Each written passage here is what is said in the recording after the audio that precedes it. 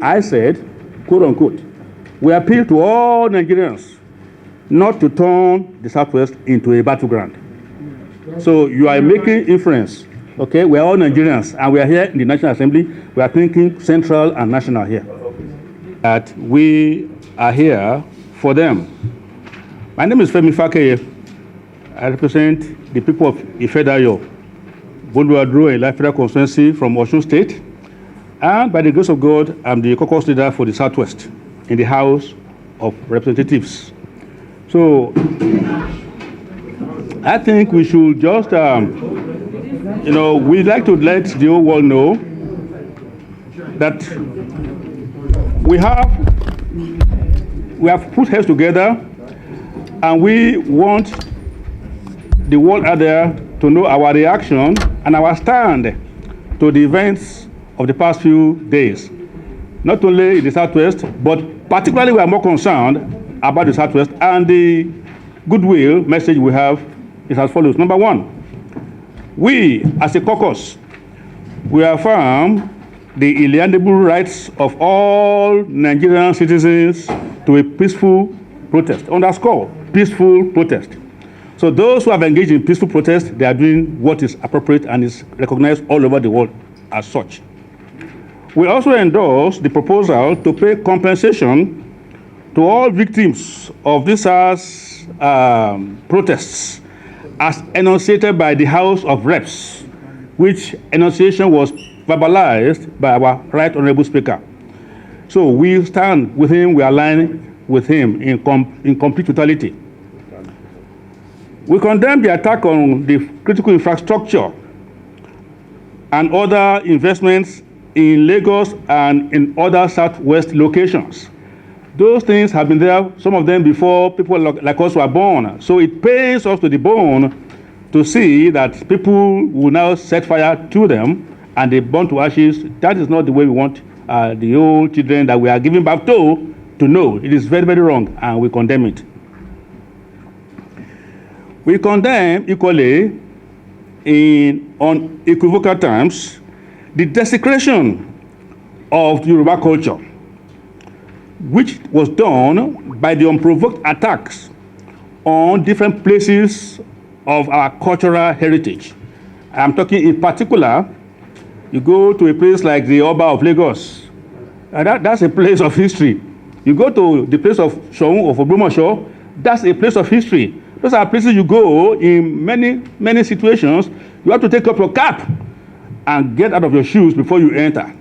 And then, just over the past few days, for whatever ploy or reason, people go there and desecrate all these things. We really don't like that, and we want you all to know. Also, we have some leaders, not just cultural like Obas, even some of our political leaders, they have been assaulted, their investments disturbed. We don't like that, and I think we want the whole world to know that we object and we condemn that. Meanwhile, we like to reach out and condole with all the families that lost their loved ones, or for those, by the grace of God, that did not die, might have been injured, or even those who have been victimized in one way or another. We condole with them, and we appeal to all Nigerians at this point to please, please, please don't use the Southwest, don't turn the Southwest to a battleground. There are those who are not from the Southwest, yes, one Nigeria, but everybody knows where they come from. And we don't want the Southwest, particularly Lagos, that is so accommodating to everybody and to anybody, to be turned into a battleground by those who may not consider themselves stakeholders. We are stakeholders of the Southwest. We don't want the Southwest to burn. This is not 1964-65, the day of Wete. Wete is no longer, and we don't want anything like that. Meanwhile, we want to all the youths, in as much as we said in our first statement that yes, we endorse the rights of everybody to protest peacefully. We want the youth at this point to come back home and sit down and have a rethink and get out of the mindset of any violence further. We don't want any further violence. The point has been made. The statement from them has been very clear, and it's been heard not only in Nigeria but even across all the globe.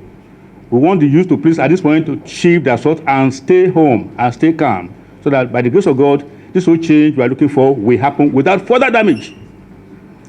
And finally, we appeal to the federal government to indeed fast-track the implementation of many programs that they have outlined.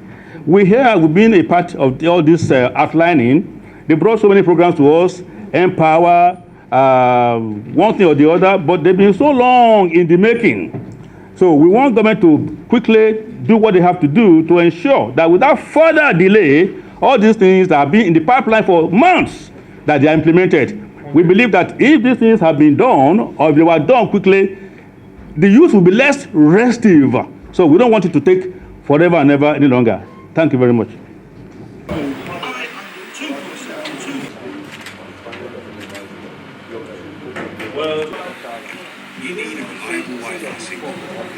Encapsulated in what I just first said, that we stand with the position of the House of Reps, that everything that we want to put in the 2021 budget must cater to the needs of those who suffer through this brutality. Next question. The government has already put in place some kind of inquiry on that. I will not stand here. So what do you got?